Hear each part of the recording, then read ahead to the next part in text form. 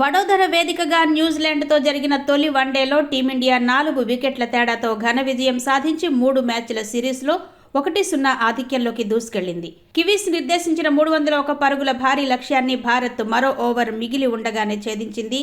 విరాట్ కోహ్లీ త్రుటిలో సెంచరీ చేజార్చుకున్నప్పటికీ తన క్లాస్ ఇన్నింగ్స్తో జట్టు విజయంలో కీలక పాత్ర పోషించి మ్యాన్ ఆఫ్ ది మ్యాచ్గా నిలిచాడు. టాస్ గెలిచి బ్యాటింగ్ చేసిన న్యూజిలాండ్ జట్టులో డరెల్ మిచెల్, హెన్రీ నికోల్స్, డవాన్ కాన్వే రాణించడంతో నిర్ణీత 50 ఓవర్లలో 8 వికెట్లకు 300 పరుగులు చేసింది.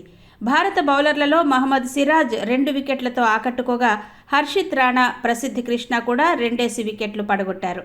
రోహిత్ శర్మ ధాటీగా ఆడి శుభారంభాన్ని ఇచ్చారు. మిడిల్ ఓవర్లలో కోహ్లీకి తోడు శ్రేయస్ అయ్యర్ అద్భుతంగా రాణించడంతో భారత్ విజయం దిశగా సాగింది. అయితే సెంచరీకి చేరువైన కోహ్లీతో పాటు అయ్యర్, జడేజా వరుసగా అవుట్ కావడంతో మ్యాచ్ ఉత్కంఠగా మారింది. ఆ సమయంలో కేఎల్ రాహుల్, హర్షిత్ రాణా బాధ్యతాయుతంగా ఆడి జట్టును విజయ తీరాలకు చేర్చారు. కివీస్ బౌలర్లలో జెమిసన్ 4 వికెట్లతో భారత బ్యాటర్లను వణికించినా ఫలితం లేకపోయింది. బుధవారం రెండో వన్డే జరగనుంది.